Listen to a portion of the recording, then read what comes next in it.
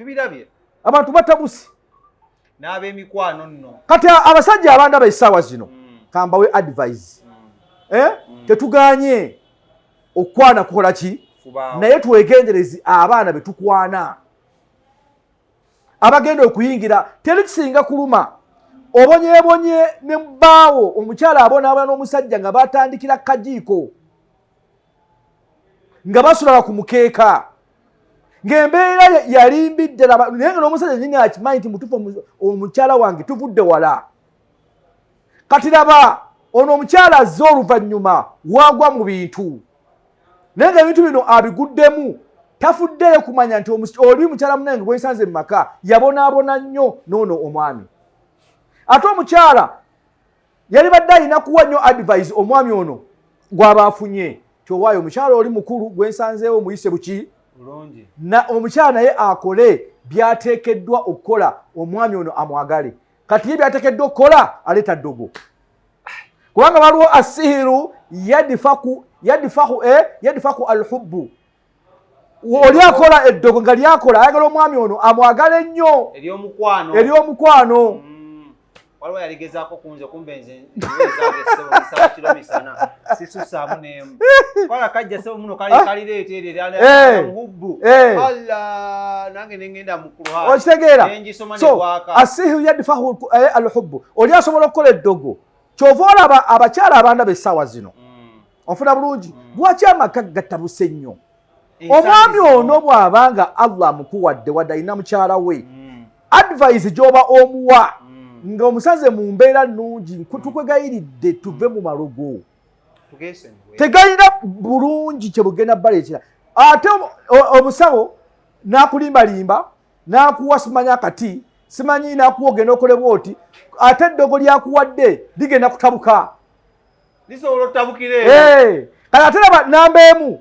abadde ateredde mu kintu bw'alaba ng'omwami naye atabwe ate nga naye alumba nga naye agenda mu ddogo kati n'olikola batabbu Allahu akbar Allahu akbar asihiru attafriq okumanya eddogo hakku lyawukaniza abafumbo omusajja atuuka n'ekiseera nga wallahi billahi tallahi takyalabawo mukyala we n'abaana be tabalaba nga n'ennyumba ogisulamu awulira waliwo omuliro ogumwokyeramu nze omusajja yannyumiza se naŋŋamba okimanyi natuuka ekiseera mu nnyumba yange nga bwe njingira bwe nti ndaba muliro yes ng'abaana mbalabanga enku nga ndaba nkoleeza nga wayingira mu kisenge alabanga geyeena yes naddukamu n'amala wiiki namba nga asula kabalaza tekwakoma okwo lye baali bamusindikidde lyali ndoza yali ddogo lya faya kabalaza omanyi kabalaza kironga kanyogoga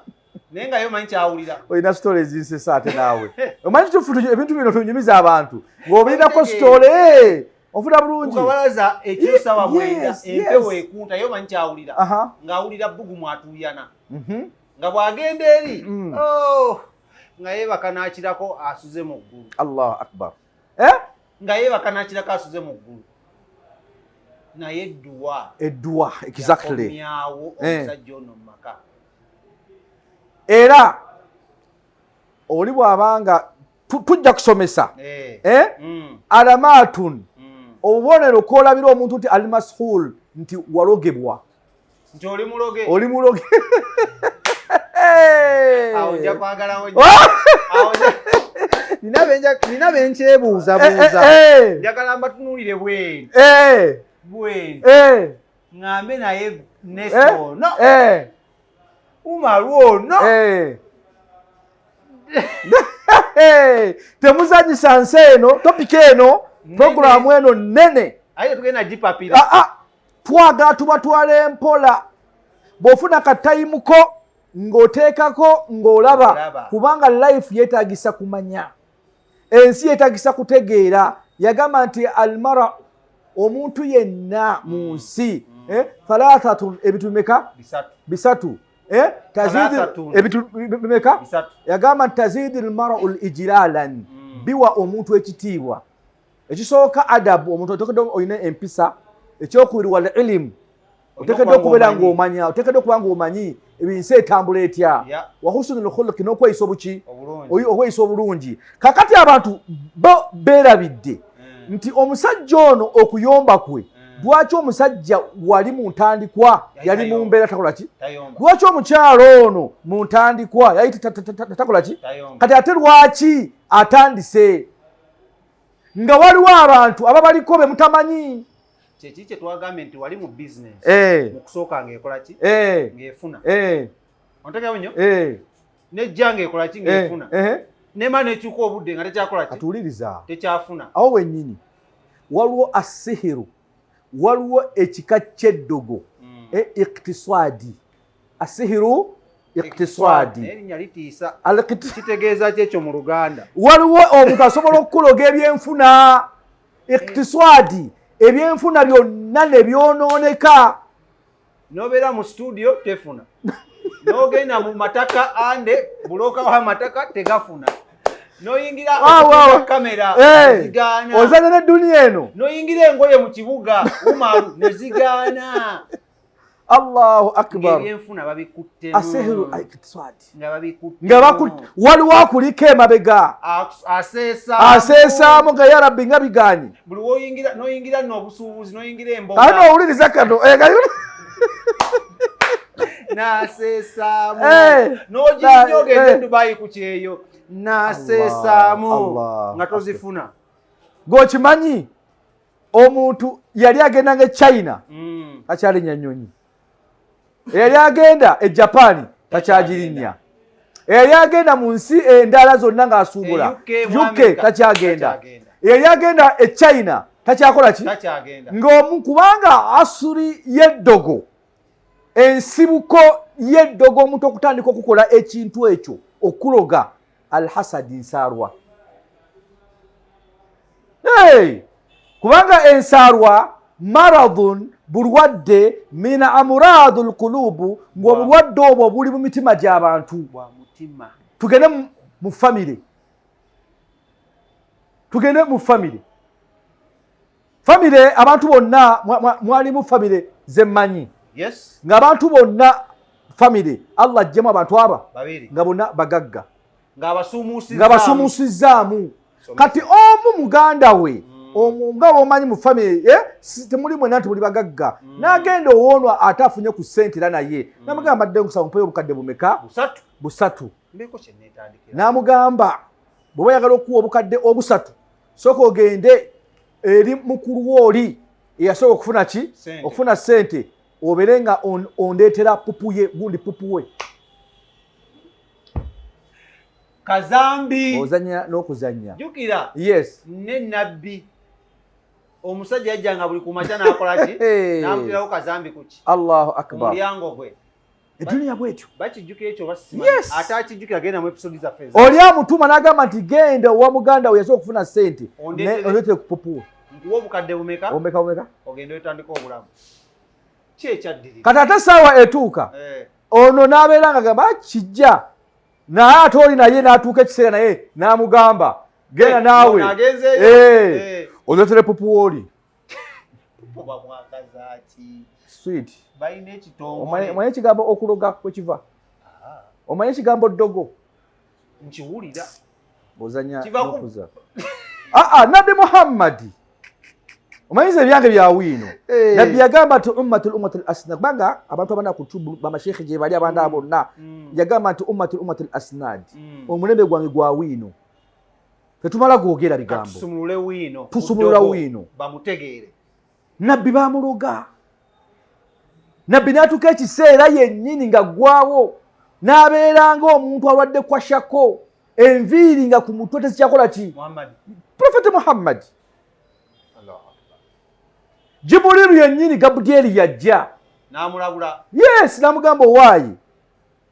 Omuntu bw'ati ne bw'ati ne bw'ati yakwata ekisanyirizo ky'osanyiriza enviiri zo. Kisanyirizo. Enviiri ezo nazo nziwulira nnyo. Tujja kujja tuwugireko ko episode nga tubulira abantu ebintu bye basinga okulogeramu. Webale nnyo. Kazambi tukyogeddeko nnyo. Allah. Katwaleko nga bisatu bina enviiri. Engoye, sente. awo kubigambyewo era sente ne ebigere tomalaga nze mbawaddeko 5 mbiddemu tujja binyonnyola insha Allah twanaka obinyonnyola Gabudyera jewa nabbi amugamba subhana mali kudusi kubima akafaananyi nga Gabudyera azze n'aŋŋamba andoga mugwa mu bulago ebyawandiikibwa kati bitutegeeza ati rabayo Umar ibn Khattab yagamba man yakra'u tarikh omuntu bw'asoma ku byafaayo la yadkhulu ya'si fi qalbi omutima gw'obeera n'essuubi kati bye tusomesa byaliwo naye ate gwe byatuukako yabivaamu atya kitwagala okumanya essuula weeziri ez'eddogo omuntu nga yakuloga omuntu nga waliwo embeera yonna essuula weeziri edduwa weeziri nga oli mashul walogebwa ofuna bulungi so asiru atafriq omuntu okubeera nga eddogo ly'abantu abafumbo balina zawujaini awo wangi nnyo wasihiru yadfa'u lhubbu oli okubeera nga alina omukyala gw'ayagala amwagale oba oli nga ayagala okubeera nga bamwagala nnyo oluusi obyagala bituuka ekiseera ne bitabuka niwabawo asihiru iktisadi oli asobola okukola eddogo ebyenfuna byonna nga byetugambye ne byesiba wallahi nga ebintu byonna weebiri mu dduuka manyigo olina wiido mungi n'obuti abeera wati omanyi kati nze nkola research ntambula mu bifo byonna mbeerako mu mabaala eyo nembeerako mu paalamenti nembeerako mu katale era bannange nebazanya abantu abansanga bane tukulabako nze mwebale banzize kukola research nga lwenagali nali mu akeede eyo tutayitamu nempisaamu eggaali tulina mukwano gwaffe bya mubaala abeera n'akatiike abawala wagantu eyo ojja kumutwala nga tumugamba ate kinga kanetulemu nnyige ku muti aga Katonda ndaba omwalo yotakola ki tayinza butagenda naye kyeki kyogeddeko ekyokuba nga oyagalwa nfuna bulungi kati ebyonna ensi omuntu aloga ennyumba ennyumba neagiroga nekuma ku musingi oli n'abeera nga ennyumba ekome ku goloplate negaana ennyumba n'ogizimba nekulema okuyingira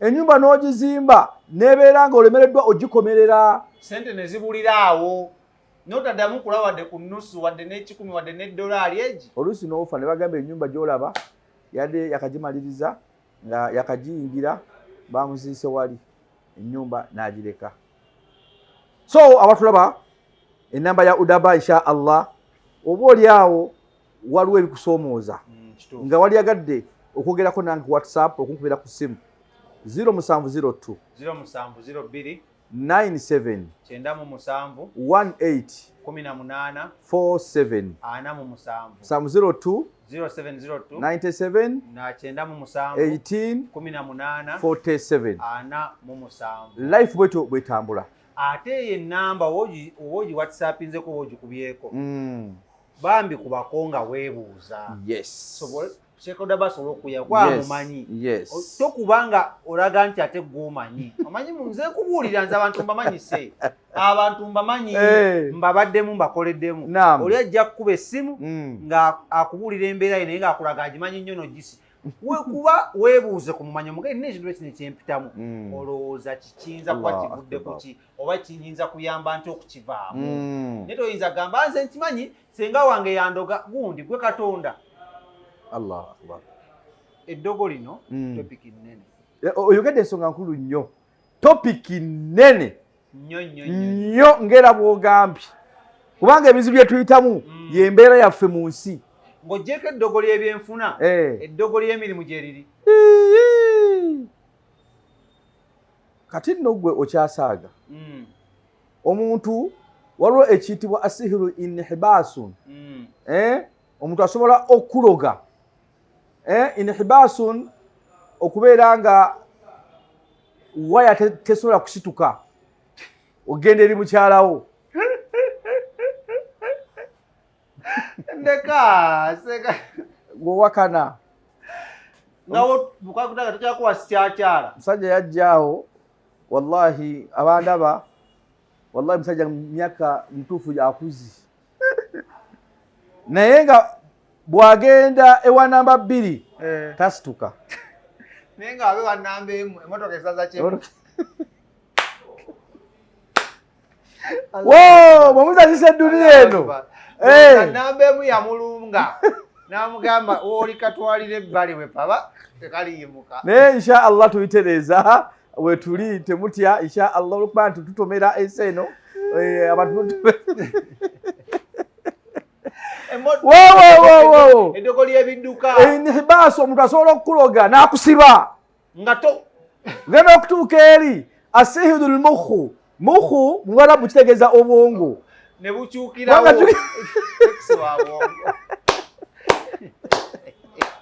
wa edduniya eno nzibu yaye ogenda okulalaga nti ya rabbi sente ozirina buli kimu kyonna ozirina kalina obirina byonna omuntu agenda n'agamba nti oba oliawo omuntu bw'abanga mwavu yataasituke kubanga alowooza ki bagamba oyimuka ki ng'oli mwavu.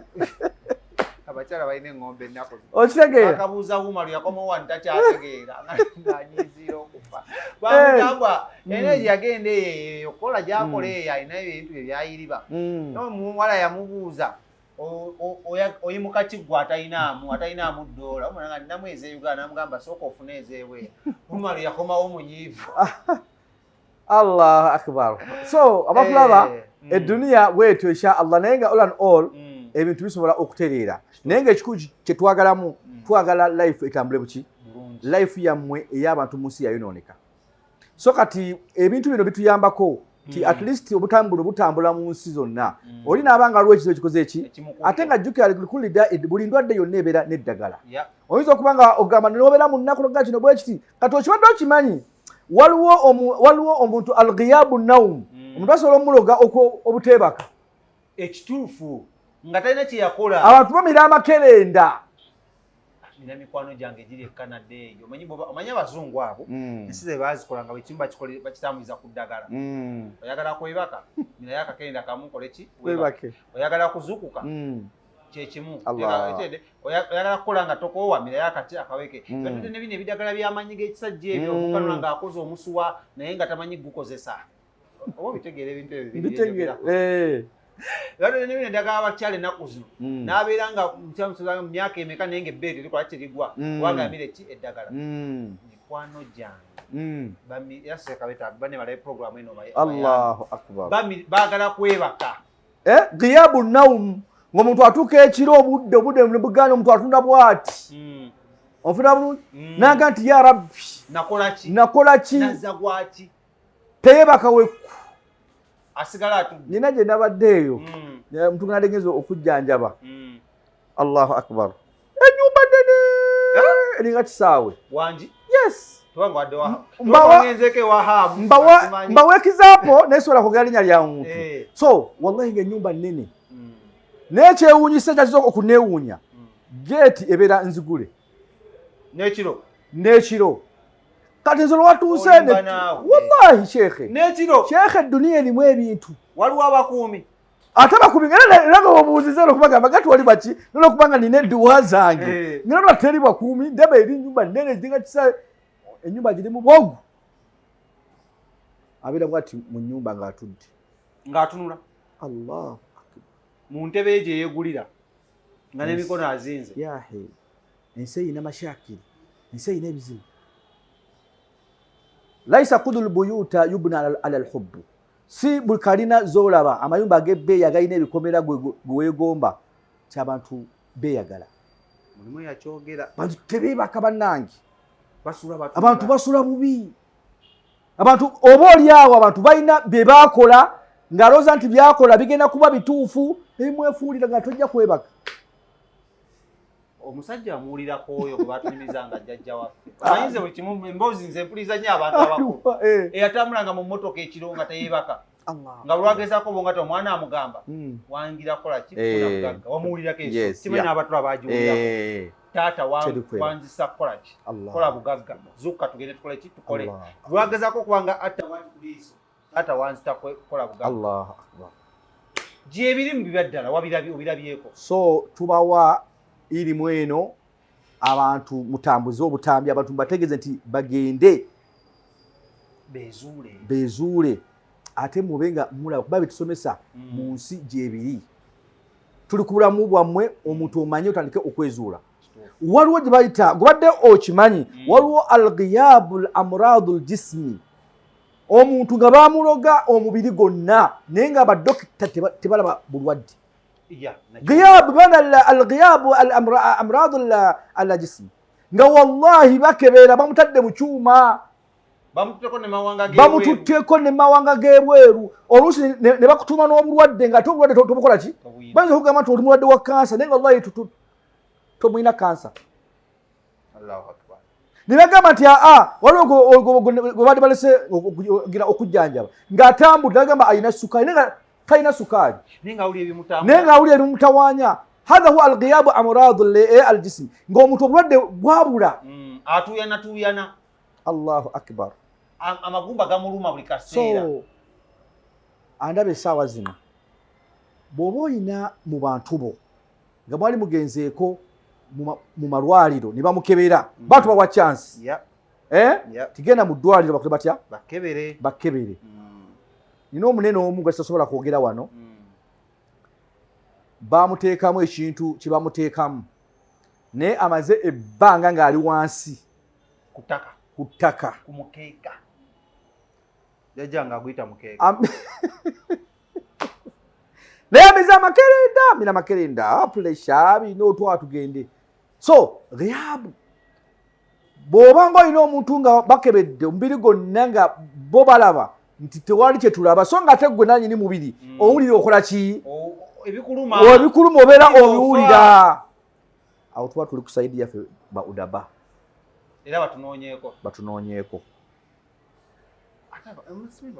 kiki abantu balwawo okutegeera ebintu bajja bitegeera lwampaka nabitegeera naye nabeera siro kitwogerako kimanyi bajja bitegeera taatawo kyakola bajja bitegeera swaba waya teyimuka kitwogerako kimanyi bawo okimanyi bunyo bwaya teyimuka omusajja ati ki ya rabbi ati kakatiza kisinga ennyo okunyumira ng'ontutteko katono nze kisinga ennyo okubeera nga era ekintawaanya ne risaaki gwe nkoze ogenza olaga nti teyimuka naawe okimanyi teyimuka naye oli eweetawanya mufo ky'okunoonya ku Udaba eddagala olinyudde batule bagikyaginze eganya okutandika abantu babize makerenda ogenze mu jimu opise obunyama wayeganya batawa inhibas bamusiba noonya ku Udaba bakusiba oli n'akusiba n'agamba nti kale waweepaka nti kale insha allah so abantu gye bali basiba ate kubeera okulabulira abavubuka abeerabeera n'abawala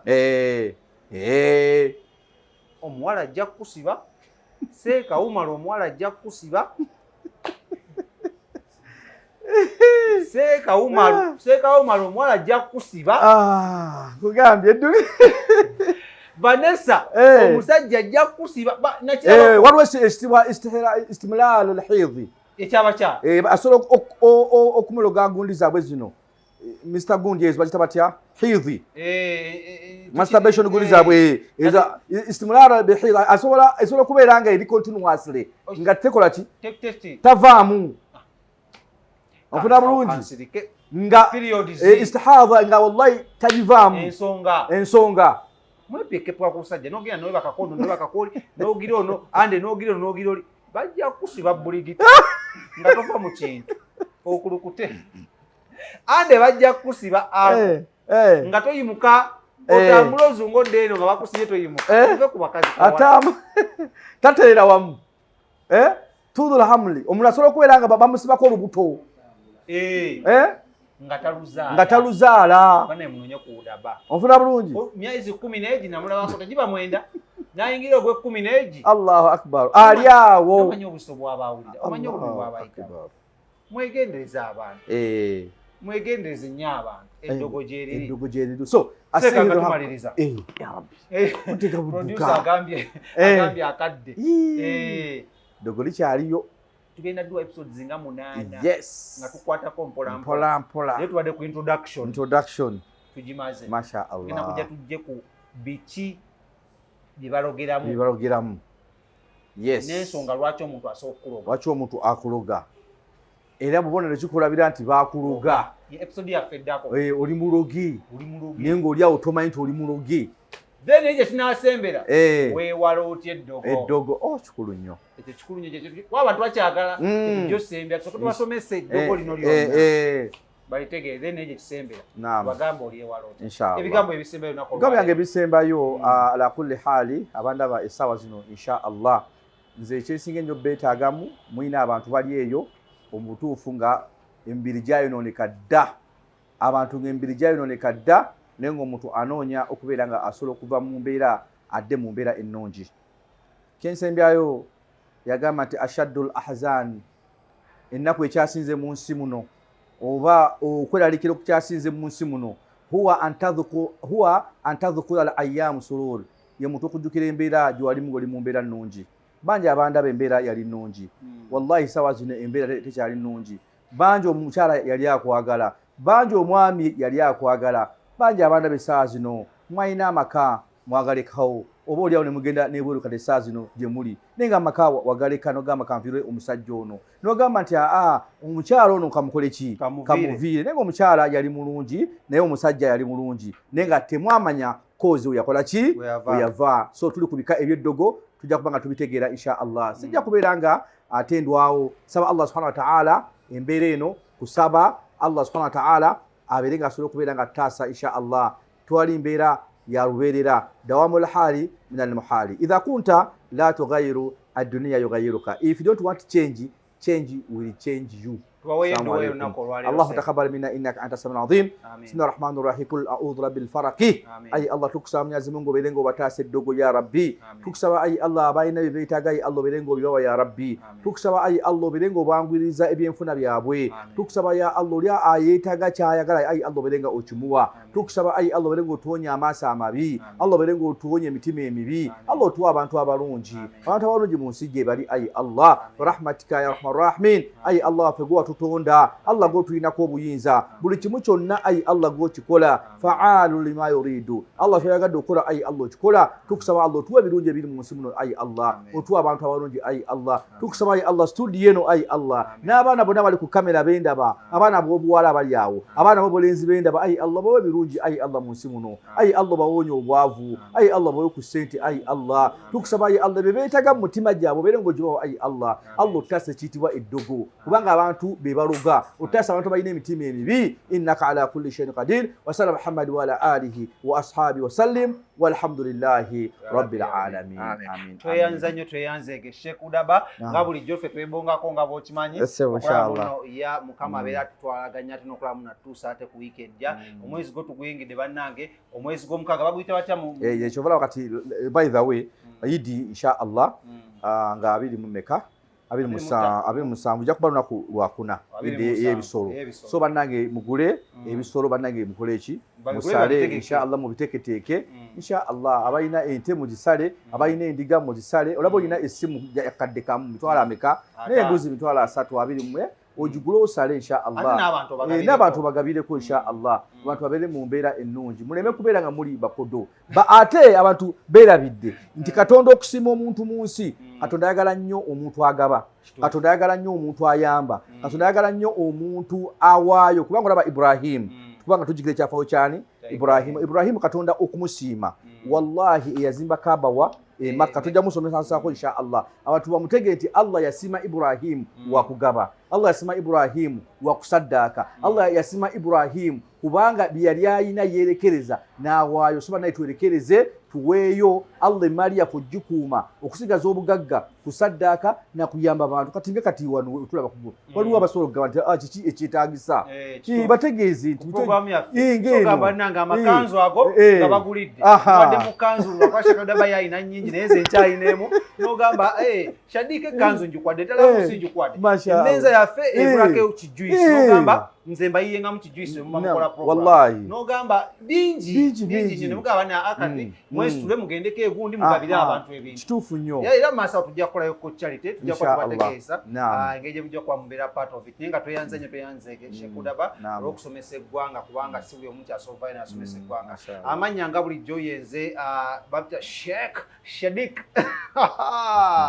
omusiraamu ate nga omusomesa essaawa yonna nange njagendako ndowooza nkoleko ijja osogamba nti nno bannange mbataddemu ejje netugenda wallahi kale tubagalaliza olunaku olungi yonna gye muli okwanga musira mulunde ebisolo mubikuze mugulire abantu ate muyambe ate mugabulenge ennaku zomwezi 27 ate na tujja kwawula enteekateeka enjawulo era ogenda tetugabire ku bantu ebintu ku idi ey'okusala ebisolo inshallah nga mukama atusobozesezza okulaba mutukolaki tuba nga tutuukayo abasiraamu enenya baga musalamu alaikum watullahi wabarakatumu n'abaddiini endala abala bashen twagala obeebaza banaye mugitambuze kubanga eriwo okuyigiriza bagala Sheik Udaba enamba yazibawadde neggwa naawe abanjagadde osobola bamwagadde osobola okuyita ku namba yange 0702 10 0702 10 41 25 nsokuba nga mukutuusako ne mwogeramu n'omwebuuzaako kuba naye mwebuuzaako ebintu bingi nnyo ate n'abeera nga yongera okunsomesa naawe wali enobeera ati osobola nga okola ki ng'oba ng'oyiga.